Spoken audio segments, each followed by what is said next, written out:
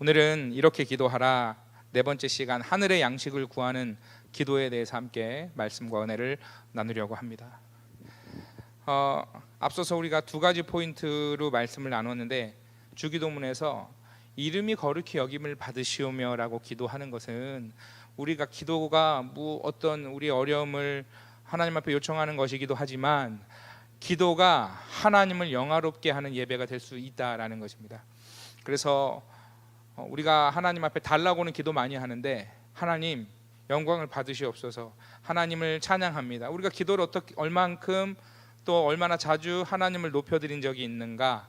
사실 기도를 하나님을 높여드리는 일에 가장 많이 그리고 가장 먼저 사용해야 한다라는 것이었습니다. 두 번째는 하늘의 뜻이 이 땅에서도 이루어지는 기도였습니다.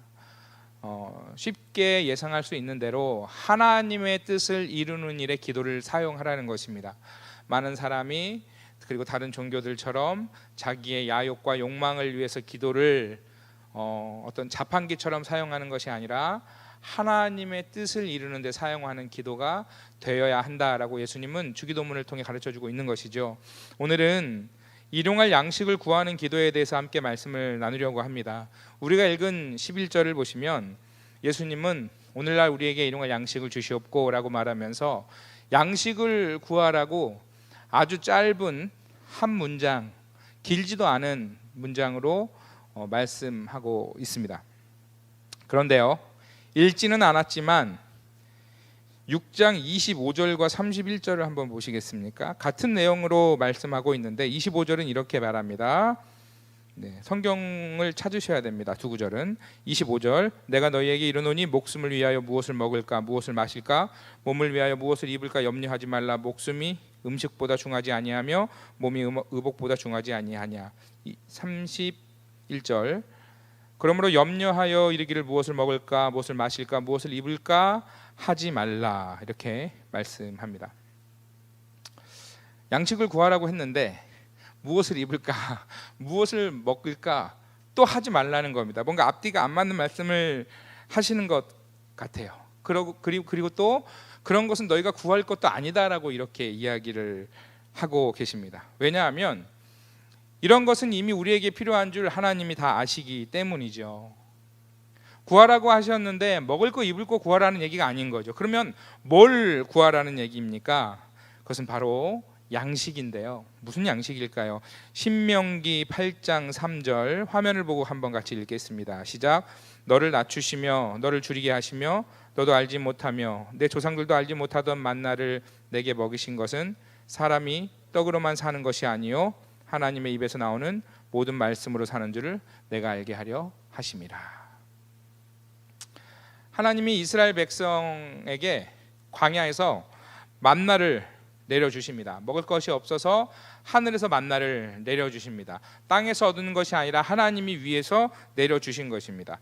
그러니까 일용할 양식을 광야에서 이스라엘 백성에게 주신 것이죠.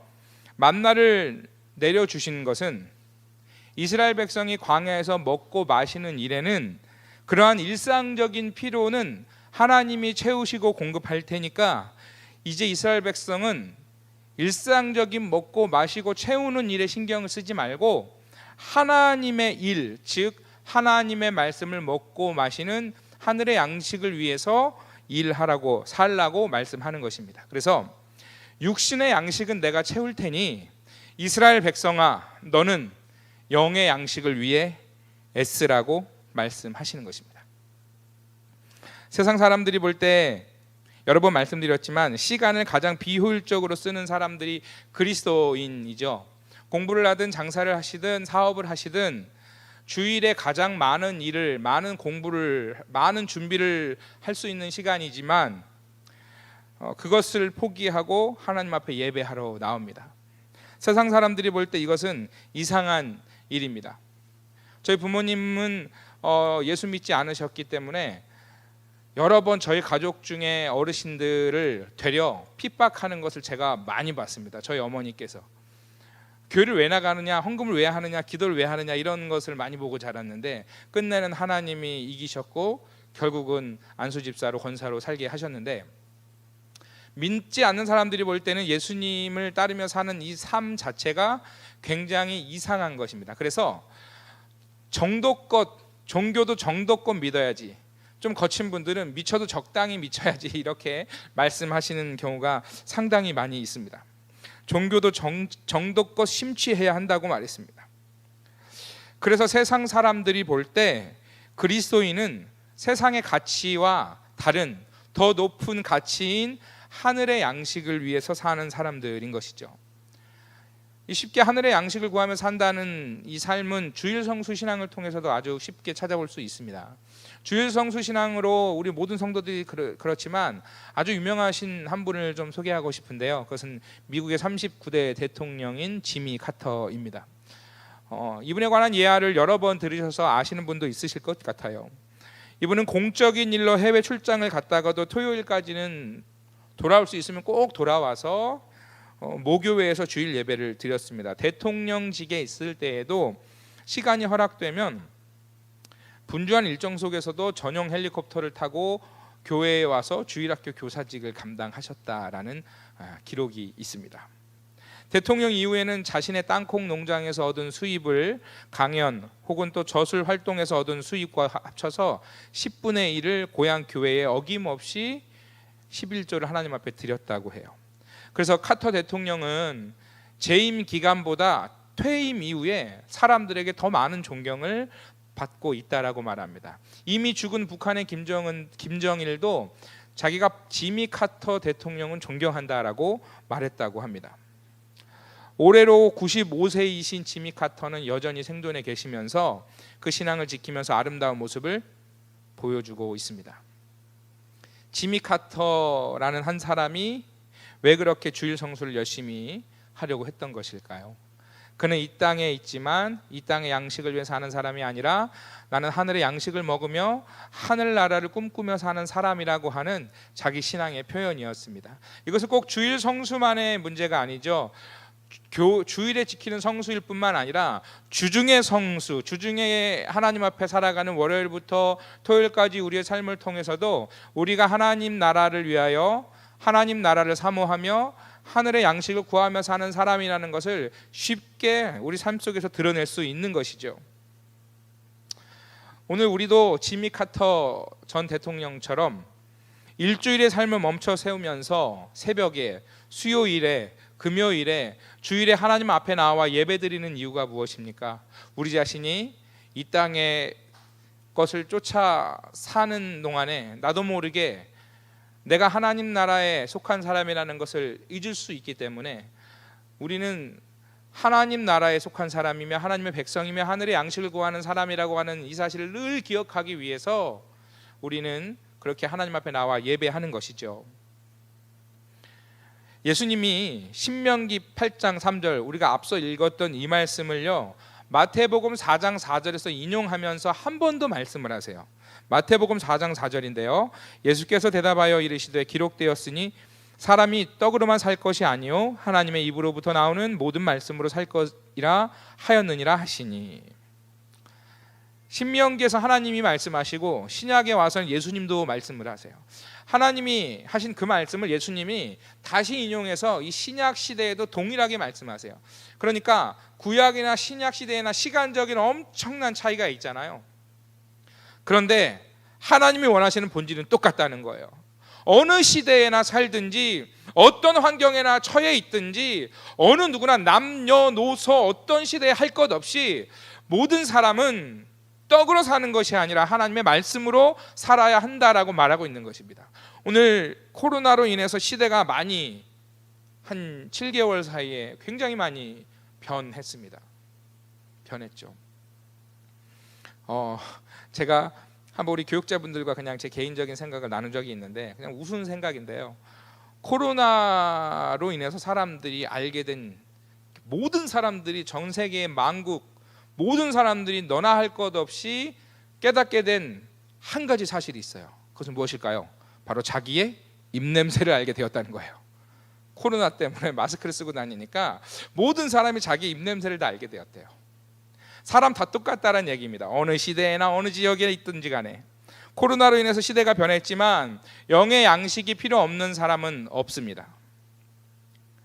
사람이 육신을 입고 있지만 영을 가진 존재이기에 영의 양식을 먹어야 우리 인간에게 참된 만족이 생기는 것이죠. 그래서 로마서 14장 17절은 이렇게 말합니다. 같이 읽겠습니다. 시작. 하나님의 나라는 먹는 것과 마시는 것이 아니요 오직 성령 안에 있는 의와 평강과 희락이라.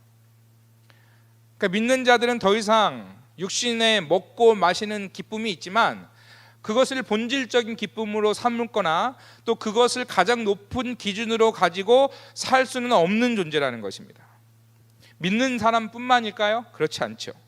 인간의 마음에는 세상의 것으로 채울 수 없는 빈 공간이 있습니다. 마음이 공고하고 도무지 채워지지 않는 그 답답한 공간이 있다면 이 공간을 오늘 14장 17절 말씀처럼 하나님의 의와 평강과 희락으로 바꾸고 채워야 하는데 그것을 어떻게 해야 할까요? 그것은 바로 말씀으로 돌아가는 것입니다. 예수님이 말씀으로 살라고 하신 것처럼 말씀으로 돌아가는 것입니다. 예레미야서 2장 13절 말씀을 같이 읽겠습니다. 시작. 내 백성이 두 가지 악을 행하였나니 곧 그들이 생수에 근원되는 나를 버린 것과 스스로 웅덩이를 판 것인데 그것은 그 물을 가두지 못할 터진 웅덩이들이니라. 하나님이 예레미야 선지자를 통해서 지금 이스라엘의 죄를 드러내고 계세요. 근데 그 죄가 무엇입니까? 첫 번째, 생수에 근원된 하나님을 버렸어요. 그러다 보니까 그 마음의 공허함과 인생의 공허함을 채우려고 스스로 웅덩이를 팠습니다. 사람들도 많이 사귀어보고 돈도 많이 벌어보고 많이 배워보고 높은 지위까지도 얻어봤는데 중요한 것은 도무지 마음에 채우지 못한 터진 웅덩이가 존재한다는 거예요. 하나님을 버렸기 때문에 그 인생을 메워보려고 이 땅의 것으로 열심히 채워보았지만 도무지 채워지지 않는, 그래서 인생들, 하나님을 버린 인생들을 한마디로 뭐라고 예레미야는 선언합니까? 터진 웅덩이와 같다라고 말하고 있습니다. 생수에 근원된 하나님을 버리고 스스로 웅덩이를 채웠다라는 이 구절을 보면서 우리는 무의식적으로 이런 안도감을 가질 수 있습니다. 아이고, 예수 안 믿는 사람이나 그렇죠 라고. 그런데 2장 13절을 한 번 더 띄워주시겠어요? 2장 13절에 어떻게 시작합니까? 내 백성이. 이것은 하나님을 모르는 민족에게 하시는 말씀이 아니었어요. 하나님을 섬긴다고 하면서 하나님을 알고 하나님의 자녀라고 말하던 이스라엘 백성에게 주시는 하나님의 경고였어요. 그렇다면 오늘 이것을 우리에게 적용한다면 이 말씀 앞에 우리도 해당될 수 있다라는 것을 부인할 수 없으니 우리 자신 스스로가 돌아보아야 한다라는 것입니다. 우리는 과연 하늘의 양식을 구하며 사는 자가 맞습니까? 이 말씀 앞에 부끄러움이 없이 살아가고 계십니까? 몸은 교회에 들어와 있고 인터넷에 예배에 참여하고 있지만 정말로 하늘의 양식을 구하며 살고 있느냐라는 것입니다. 하나님은 버렸으면서 죄는 버리지 못하는 비참한 인생이 혹시 우리 자신은 아닌지 돌아보아야 할 것입니다. 우리에게 여러 종류의 결핍이 있지만 영적인 결핍이 우리에게 가장 시급한 문제다라는 사실을 인식하면서 우리는 다시 한번 이 세대 속에서 구약에서 하나님이 출애굽한 백성들에게 떡이 아니라 말씀으로 살아야 하고 신약에 오셔서 다시 한번 하나님이 떡이 아니라 말씀으로 살아야 하듯이 오늘 우리에게도 동일하게 하나님은 말씀으로 살아야 하고 말씀으로 돌아가야 한다라고 말씀하는 것입니다. 이것은 하나님께서 지금까지 인류의 모든 세대에게 동일하게 말씀하셨던 요청이었어요. 말씀으로 돌아가라. 말씀을 붙잡으라. 말씀으로 살라. 예레미야서 22장 21절은 이렇게 말합니다. 내가 평안할 때에 내가 내게 말하였으나 내 말이 나는 듣지 아니하리라 하였나니 내가 어려서부터 내 목소리를 청종하지 아니함이 내 습관이라. 참 무서운 말씀인데요. 하나님의 말씀을 가볍게 여기고 작게 여기는 그 습관부터 신앙의 위험과 신앙의 이탈이 시작될 수 있다는 거죠. 그렇다면 이 말씀을 뒤집어서 생각을 해보면 작은 말씀이지만 하나님 앞에 드리는 짧은 기도의 시간이라도 하나님의 말씀을 묵상하는 아주 작은 시간일지라도 그 짧은 시간들을 통해서 하나님과의 관계가 회복되는 시점이 시작된다는 것입니다.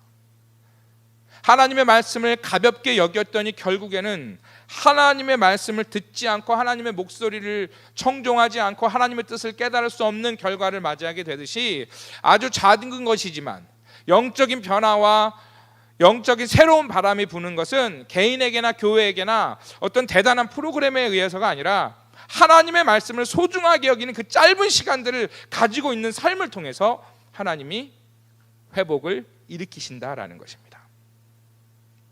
작은 시간, 짧은 말씀, 그 짧은 찰나가 얼마나 중요한 것인가요?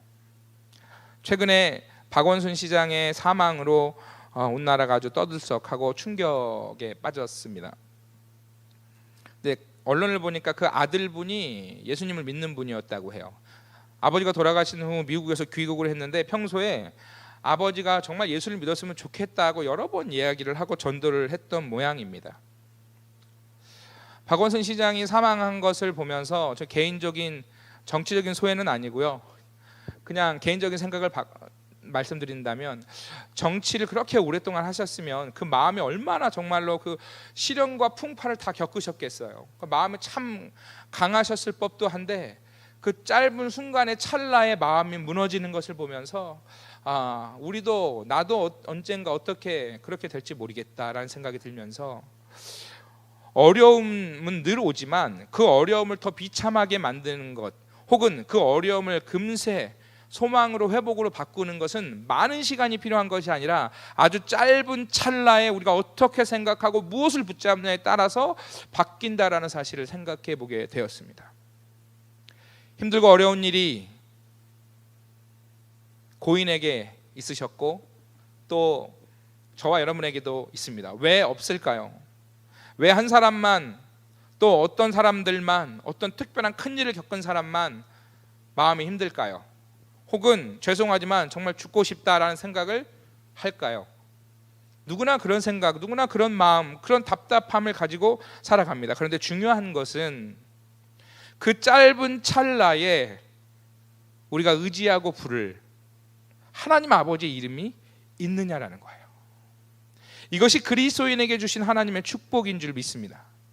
그분께 하늘의 양식을 구하며 살 수 있다는 것, 그 위기의 순간에 오늘 하루를 시작하면서 하나님의 말씀을 구하고 하나님의 음성을 사모하면서 오늘도 하나님 나를 도와달라고, 나와 함께 해달라고, 그 짧은 순간에 외마디의 기도라고 할지라도 그 짧은 순간 기도하고 그 짧은 찰나에 하나님의 이름을 부를 수 있는, 그 의지할 수 있는 하늘의 아버지가 우리에게 있다는 것이 얼마나 큰 감격인지 모르겠습니다. 그러므로 오늘도 우리는 말씀을 읽고 듣고 묵상하며 우리의 영을 새롭게 하시는 하나님의 은혜를 구하며 하늘의 양식을 먹고 마셔야 할 그러한 사람이라는 것을 우리가 고백할 수 있어야 하겠습니다. 그래서 영의 양식이 꼭 필요한데요, 이 영의 양식에는 법칙이 있습니다. 법칙. 출애굽기 16장을 한번 보겠습니다. 화면을 보시고요, 16장 16절에서 20절인데요 같이 읽어보겠습니다. 시작. 여호와께서 이같이 명령하시기를 너희 각 사람은 먹을 만큼만 이것을 거둘지니 곧 너희 사람 수요대로 한 사람의 5멜씩 거두되 각 사람이 그의 장막에 있는 자들을 위하여 거둘지니라 하셨느니라. 이스라엘 자손이 그같이 하였더니 그 거둔 것이 많기도 하고 적기도 하나 5멜로 되어 본즉 많이 거둔 자도 남음이 없고 적게 거둔 자도 부족함이 없이 각 사람은 먹을 만큼만 거두었더라. 모세가 그들에게 이르기를 아무든지 아침까지 그것을 남겨두지 말라 하였으나 그들이 모세에게 순종하지 아니하고 더러는 아침까지 두었더니 벌레가 생기고 냄새가 난지라. 모세가 그들에게 노하니라. 하나님께서 이스라엘 백성을 광야로 이끄신 후에 만나를 내려주셨는데, 만나를 얻는 방법은요, 매일매일 그날의 양식만큼만 거두는 것이었습니다. 과하게 거둬서 다 먹지 못할 경우에는 다음 날이 되면 벌레가 생기고 부패했습니다. 사막에서 당연한 것이죠. 음식을 저장할 수 없으니까 그날 먹어야 합니다. 내일 하나님이 안 주시면 어떡하지, 내일 만나가 안 내리면 어떡하지, 염려하지 말라는 것이죠. 그날만큼 먹을 만큼만 거두어야 하는 것이었습니다. 그래서 이 만나 사건을 통해서 하나님이 먹이신다는 것, 다시요, 하나님이 먹이신다는 것, 그리고 하나님이 매일매일 그날의 양식을 주신다라는 이 중요한 메시지를 담고 있습니다. 이스라엘 백성은 만나를 거두면서 내일을 염려하지 말고 지금까지 그들을 인도하신 하나님을 신뢰해야 했습니다. 결국 출애굽기 16장 만나의 사건을 통해서 매일 많은 음식을 거두고 싶은 욕심을 버리고 그날그날 하나님께 의지하며 사는 삶의 태도를 배우라라는 것이었습니다. 마찬가지로 오늘 주기도문에서 일용할 양식을 위해 기도하라고 말씀하신 것은 우리 자신이 영의 양식을 위해 사는 자임을 잊지 말 뿐만 아니라 그날그날 주시는 하나님의 은혜를 의지하며 살아야만 한다라는 사실을 기억하라는 것입니다. 스스로 웅덩이를 판 이스라엘처럼 자신의 힘으로 살 수 없음을 인정하고 주님 의지하며 말씀을 귀하게 여기는 삶을 주님이 오늘 저와 여러분에게 원하는 것입니다. 코로나 시대를 맞이하면서 우리는 여러 가지 상황을 정비해 볼 수 있겠습니다. 개인적으로는 말씀을 먹고 마시는 습관을 다시금 시작하는 것입니다. 놓아버렸거나 포기해버렸거나 멈춰섰던 큐티 생활을 다시 시작할 수 있습니다. 포기했던 성경 통독이나 성경 필사를 다시 시작할 수 있습니다. 그런 시간들을 통해 영의 양식을 공급받는 것입니다. 하나님을 의지하며 살겠다고 하는 이 은혜의 습관과 훈련을 세워볼 수 있기를 주의 이름으로 부탁드립니다. 골목식당 프로그램 아시지요? 백종원 씨가 나와서 가게를 코칭하는 프로그램인데 저도 정확히 듣지 못했는데 어제 저녁에 아내가 저에게 해주는 그 골목식당에 관한 에피소드였습니다. 한 가게와 그 프로그램을 이제 진행하기로 했는데 여성분이셨습니다. 연세가 40대 50대 사이라고 했던 기억이 나는데 무슨 음식을 만들었는데 백종원 씨가 가서 보더니 이거는 도저히 할 수 없으니까 그냥 그러니까 메뉴를 바꿔보라는 게 아니라 장사를 포기해라 이렇게 코칭을 받아서 너무 충격을 먹은 겁니다. 그래서 그러면 기회를 줄 테니까 이것저것 고민해봐라 하고서는 다시 방송 날짜를 잡기로 했는데 코로나가 터진 겁니다.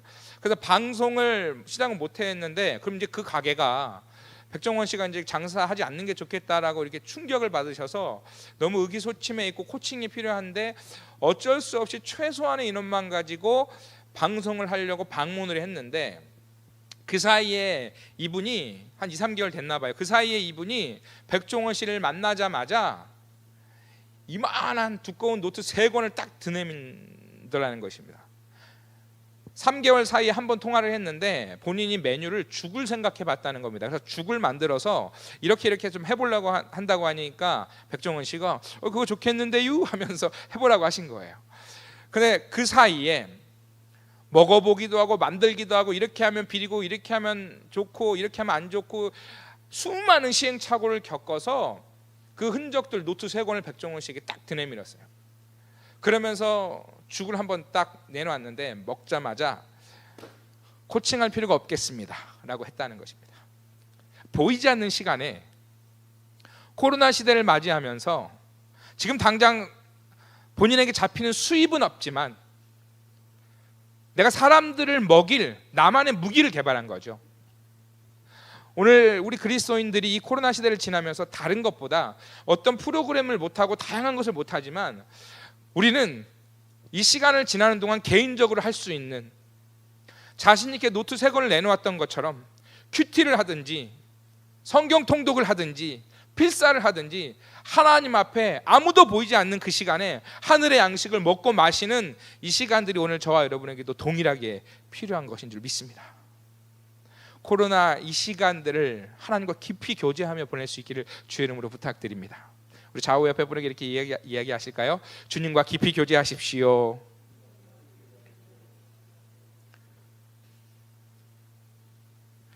두 번째로 일용할 양식을 구하는 기도는 우리의 필요를 하나님 오늘 내게 먹을 것을 주십시오 하는 기도도 있지만 이 기도가 이웃의 필요와 이웃의 양식을 구하는 기도로 확장되어야 한다라는 것입니다. 그러니까 기도가 나만 먹는 게 아니라 이웃도 먹이게 해달라고 하나님 이웃도 먹여주십시오라고 기도해야 된다라는 것입니다. 1997년 10월 30일 설립된 자원순환연대라는 비영리 민간 단체가 있습니다. 전국에 169여 개의 환경과 소비자 단체가 연합해서 만들었는데요. 하는 일은 현장 연구조사, 정책 제안, 교육 캠페인 등으로 이 사회의 자원을 순환할 수 있도록 만들어가는 곳입니다. 2020년 7월 15일자 어제 제가 설교를 준비하면서 자료를 좀 찾다 보니까 자원순환연대의 그 홈페이지에 글이 나와 있는데, 이 글을 보니까 우리나라의 음식물 쓰레기 1년 처리 비용이 약 8천억 원 이상 든다고 합니다. 버려지는 음식 쓰레기 양을 만약에 20%만 줄이면 연간 처리 비용이 약 1,600억 원 절약되고 에너지 절약은 얼마나 될까요? 약 놀랍게도 5조 원이나 절약이 된다라고 합니다. 경제 이익이 벌어서 생기는 게 아니라 있는 걸 잘 아낌으로 인해서 5조 원이라고 하는 경제 이익이 생긴다는 것이죠. 생수 페트병을 활용해서 가방과 의류 제품을 만들고 있는 업사이클링 업체 플리츠마마의 문재현 대표이사는 페트병의 재활용 가치가 크다고 강조합니다. 페트병을 제대로 배출하면 70원대의 생수병이 7, 8만 원짜리의 가방으로 거듭날 수 있다라고 말해요. 이 일이 왜 중요할까요? 이런 곳에 자원이 순환되어서 발생되는 기회비용을 아끼면서 더 많은 사람을 더 좋은 일에 정책적으로 또 여러 가지로 쓰일 수 있기 때문입니다. 오늘날 지구촌을 보면 일용할 양식이 없어서 굶어 죽어가는 사람이 1년에 1,300만 명이나 된다고 합니다. 이는 1분당 24명 꼴로 굶어 죽어가고 있는 것이죠. 이따금씩 언론 매체나 길거리 다니시다 보면 가난에 허덕이는 기아에 허덕이는 나라의 아이들을 후원해 주십시오 하면서 사인을 받는 그러한 겉면을 우리 성도들께서도 많이 경험하셨을 것입니다. 저도 부르기나파소라고 하는 아프리카의 극빈국 중에 한 군데인 나라에 레이첼이라고 하는 아이를 몇 년간 후원했습니다. 그러다가 여러 가지 이유로, 특별히 재정적인 이유로 적은 많은 금액도 아니었지만 부득이하게 후원을 중단하면서 그 아이를 꽤 한 5년 동안 후원을 했거든요. 그런데 멈추게 되면서 이 아이를 버리는 것 같은, 그 인생을 제가 포기하는 것 같은 아주 힘든 마음이 있었습니다.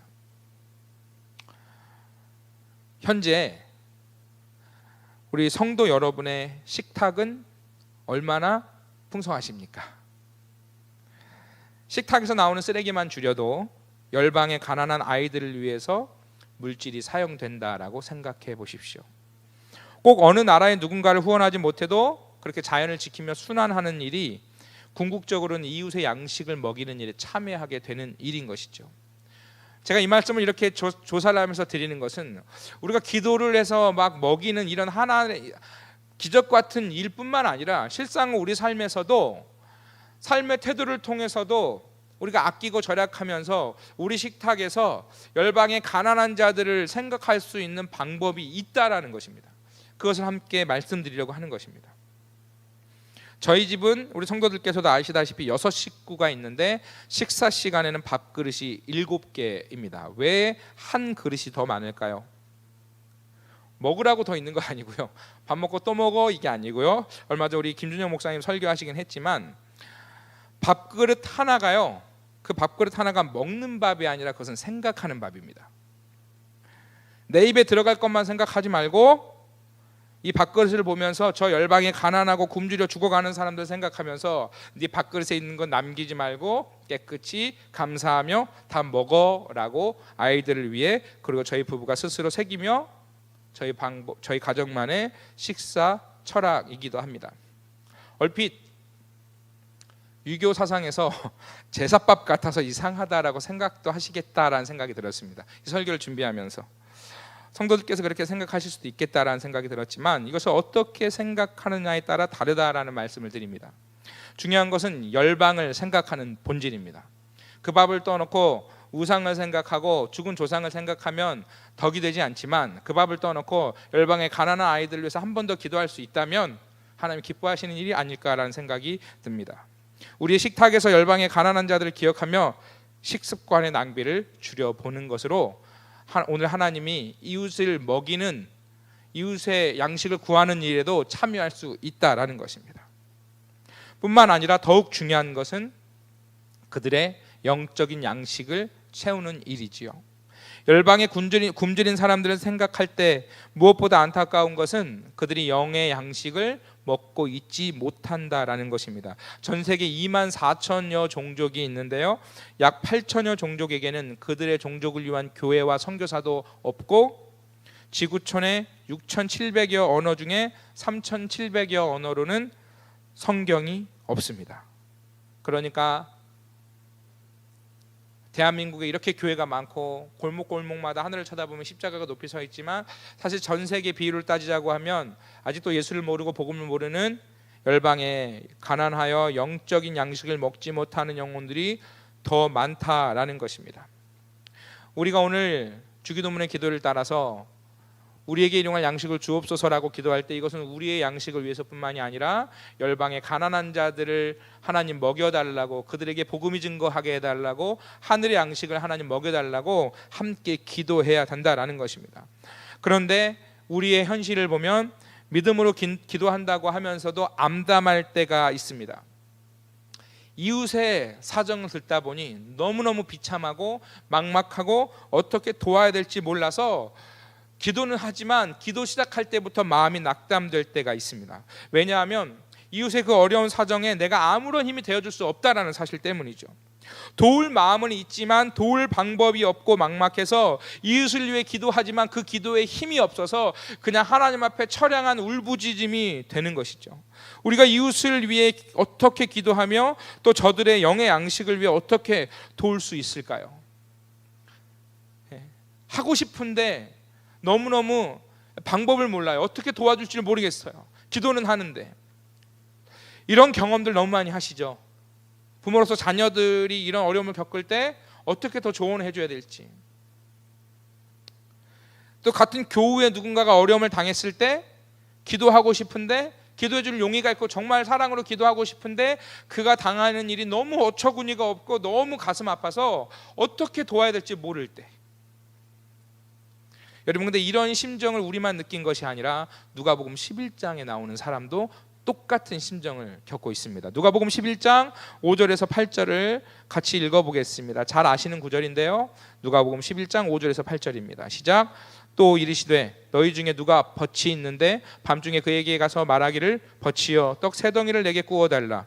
내 덫이 여행 중에 내게 왔으나 내가 먹일 것이 없노라 하면 그가 안에서 대답하여 이르되 나를 괴롭게 하지 말라. 문이 이미 닫혔고 아이들이 나와 함께 침실에 누워 있으니 일어나 내게 줄 수 없노라 하겠느냐. 내가 너희에게 말하노니 비록 벗됨으로 인하여서는 일어나서 주지 아니할지라도 그 간청함을 인하여 일어나 그 요구대로 주리라.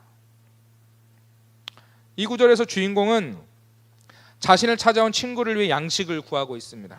친구가 왔지만 근데 먹을 것이 없어서요. 이웃집 부자에게 찾아가 양식을 구합니다. 우리의 기도가 더 넓은 차원으로서의 기도로서 영의 양식이 없어서 죽어가는 열방을 위해 이웃집 부자에게 노크하며 양식을 구하듯이 우리는 먹을 것이 없는 가난한 사람이지만 우리 주변에 먹을 것이 없어 찾아온 친구들처럼 우리 주변에 혹은 저 땅 끝에 영의 양식을 알지 못하고 죽어가는 사람들을 먹이려고 부자에게 노크하듯이 우리는 하나님께 기도하며 요청하라는 말씀을 가르쳐주고 있는 것입니다. 우리의 기도로 가난하고 연약한 열방의 사람들을 먹이라는 것입니다. 그래서 여러분 우리는 가깝게는 북한을 위해서 기도하고 또 일본 땅을 위해서도 기도합니다. 공산 정권 그리고 자연재해로 죽어가는 불쌍한 사람들을 위해 기도해야 합니다. 그 어려운 찰나에 죽음의 순간 그 앞에서 하나님을 부를 이름이 없어서 어떻게 할지 몰라 생을 마감하는 사람들, 죽기 직전에라도 죽어야만 한다면 죽을 수밖에 없는 상황이라면 적어도 하나님의 이름 한 번쯤은 부르고 죽을 수 있는 사람들, 죽어야 한다면 하나님이 살려주시면 좋은데 그들이 처한 상황 때문에 이 아픔을 극복하지 못한다면, 어차피 죽음이 예상됐다면 주여 내 영혼을 주님께 의탁합니다라고 한 번이라도 주님의 이름을 부르며 그 짧은 찰나의 순간에 아버지를 의지할 수 있는 이름이 그들에게 있을 수 있도록, 그들에게 복음이 증거될 수 있도록 기도하며 살아야 한다라는 것이죠. 이것이 그리스도인에게 주어진 기도의 사명인 것입니다. 기도하는 순간 우리는 사실상 우리 자신에게는 아무런 능력이 없지만 기도를 받으시는 하나님은 전능하십니다. 자비하십니다. 그리고 무엇보다 하나님은 부유하십니다. 옛날 버전 개역 한글 성경에는 이렇게 표현됐는데요. 로마서 11장 33절, 아마 그 자막에는 개역 개정으로 나왔을 것 같은데요. 개역 한글은 이렇게 표현되어 있습니다. 띄워주시면 비교해 보겠습니다. 깊도다 하나님의 부요와 지혜와 지식이요. 하나님의 풍성이라고 나오죠. 그런데 개역 한글에서는 하나님의 부요, 그러니까 저는 좀 개인적으로 설교자로서는 이 표현이 참 좋더라고요. 하나님의 부요와 지혜와 지식이요, 그분의 판단을 헤아릴 수 없으며 그분의 길은 찾아낼 수 없도다. 사도 바울이요, 놀란 거예요. 하나님의 부요와 지혜와 지식을 다 알 수 없구나. 이렇게 하나님은 놀라운 분이구나. 하나님은 위대한 우리의 하나님이시구나. 사도 바울의 마음이 이 하나님의 위대하심을 발견한 순간, 부유하시고 풍성하신 그 하나님을 알게 된 순간, 그의 마음은 얼마나 가슴 벅찼을까요? 바울은 하나님의 부유함 때문에 고난 중에도 계속 기도할 수 있었어요. 하나님의 부유하심 때문에 좌절할 일이 있어도 무너지지 않고 계속 기도할 수 있었어요. 미국의 어느 농부가 넓은 농장을 가지고 많은 가축을 기르고 있었습니다. 근데 이상하게 가축들이 자꾸 죽어나가는 것입니다. 목초지가 망가지고요, 풀을 먹는데 풀도 죽어나가고 그 풀을 먹은 가축들도 계속 죽어나가는 겁니다. 그래서 농장의 한쪽을 지나는데 기분 나쁜 냄새가 막 납니다. 그래서 고민 끝에 자기가 애지중지 갖고 왔던 이 농장을 마음이 떠났어요. 처분하기로 했습니다. 근데 잘 팔리지 않는 거예요. 그래서 막 값을 싸게 주고 애를 써서요, 헐값에 농장을 팔아버리고 그 도시를 떠났습니다. 낯선 도시에서 많은 고생을 하니까 다시 고향이 생각나서 오랜 시간 지난 후에 고향의 옛 농장을 다시 찾았습니다. 와보니까 놀라운 풍경이 펼쳐져 있었는데, 본인이 버리고 팔았던 그 농장이 유전이 터진 거예요. 기름이 터진 거예요. 땅 밑에 원유가 고여 있어서요, 풀이 죽은 거예요. 무슨 나쁜 기운 때문이 아니라 원유 때문에 풀이 죽어나가고 막 기름 이상한 냄새도 나가고 그걸 먹은 짐승도 당연히 죽어나간 것이죠. 그가 가진 땅에서 실상은 보이지 않는 그 밑에 엄청난 부유가 있었는데, 그것이 바로 그 자신의 것이었는데 지식이 없고 또 전문가에게 상의하지 않아서 너무너무 귀하고 부유한 농장을 헐값에 버리고 팔아버렸습니다. 이런 이야기를 들으면서 아쉽다라는 생각도 들지만, 이와 같은 어리석은 모습이 혹시 우리에게는 없는지, 우리가 이 농부와 같지는 않은지, 이 일은 오늘 지금 이 시간에도 많은 그리스도인들의 삶 속에 일어나는 일이기도 합니다. 하나님의 부요하심과 풍성하신 은혜를 깨닫는 것은 그래서 너무 중요합니다. 혼자의 힘으로 기도하는 것이 아닙니다. 하나님의 부요하심을 알고 하나님의 부요하심을 바라보면서 그 은혜 가운데 계속해서 기도할 수 있는 것이죠. 기도하다가도 좌절할 때마다 하나님의 부요하심이 나를 은혜로 붙잡아 주시는 거예요. 답답할 때마다 하나님의 부요하심이 나를 일으켜 세워 주시는 거예요.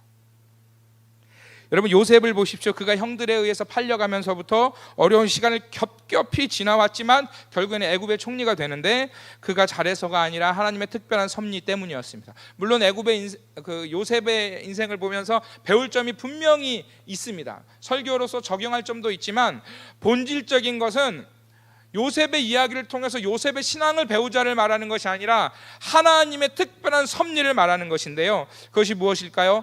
창세기 45장 7절 8절에 나오는 요셉의 고백을 통해서 알 수 있습니다. 같이 읽어보겠습니다. 7절부터요. 시작. 하나님이 큰 구원으로 당신들의 생명을 보존하고 당신들의 후손을 세상에 두시려고 나를 당신들보다 먼저 보내셨나니, 그런즉 나를 이리로 보낸 이는 당신들이 아니요 하나님이시라. 하나님이 나를 바로에게 아버지로 삼으시고 그 온 집의 주로 삼으시며 애굽 온 땅의 통치자로 삼으셨나이다. 자기를 팔아버린 형들을 만난 요셉의 고백인데요. 지금 이 고백을 통해서 하나님의 부유하심이 요셉을 통해서 나타나고 있다고 지금 요셉이 고백하는 거예요. 굶주린 사람을 먹이는 일에요, 한 시대에 하나님 앞에 붙들려 귀하게 쓰임받은 요셉의 삶을 보면서 우리는 요셉의 신앙이 아니라 요셉을 통해서 하나님이 당신의 부유하심을 한 사람을 통해서 굶주리고 죽어가는 열방의 사람들을 먹이는 일에 하나님이 행하시는 일이 요셉의 인생을 통해 보여진다는 거예요. 어떤 사람에게는 하나님의 살아계심이 보이는 인생이 있고요, 하나님의 살아계심이 보이지 않는 인생이 있어요. 하나님의 부유하심이 나타나는 인생이 있고요, 자기의 부유만 추구하며 사는 인생이 있습니다. 우리 교회가 또 우리가 어떤 신앙인이 되어야 할까요? 하나님은 오늘도 저와 여러분을 요셉처럼 부르신 줄 믿습니다. 우리의 기도를 통해 하나님의 부유하심을 이 땅에 나타내기를 원하십니다. 눈앞에 있는 현실 때문에 기도하기가, 믿음 가지고 살기가 좌절할 때가 있지만 부유하신 하나님 앞에 우리의 인생을 맡겨드리면서 신뢰하며 기도할 때 하나님은 하늘의 양식을 우리에게 주셔서 살아갈 힘을 더해 주시는 것입니다. 그러므로 오늘도 우리는 하나님의 부유하심을 의지하며 하늘의 양식을 구하며 기도해야 할 줄 믿습니다. 우리를 위한 양식이 아니라 이웃을 먹일 양식, 우리에게는 아무런 능력이 없지만 하나님의 부유하심을 믿고 우리의 기도를 통해 이웃을 먹여달라고, 저들의 육신의 양식뿐만 아니라 영의 양식을 하나님 먹여달라고 기도해야 할 줄 믿습니다.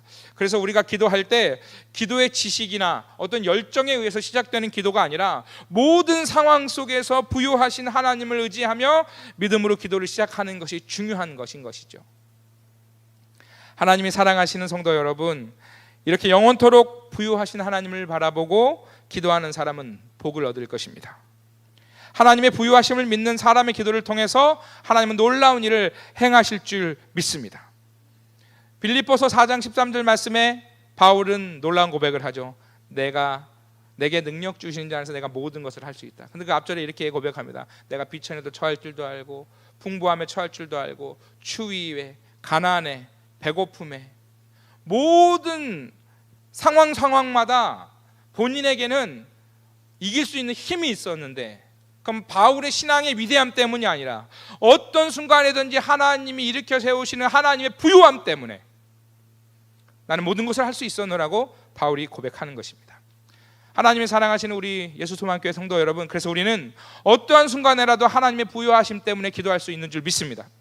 기도하지 못할 상황은 없습니다. 문제가 아무리 커도, 내가 도와줄 수 없는 이웃의 상황 때문에 내 마음이 가슴 아프고 먹먹해도, 나는 아무것도 할 수 없는 것 같아도 하나님의 부유하심을 그 순간, 그 짧은 찰나에 바라보면서 이 하나님, 이 사람을 먹여주십시오, 내 양식이 아니라 이 이웃을 먹여달라고 하는 이 이웃의 양식을 구하는 기도를 통해 하나님은 반드시 놀라운 일을 나타내시고 열방을 먹이시는 기도에 여러분의 인생을, 시간을, 우리의 교회를 사용하실 줄 믿습니다.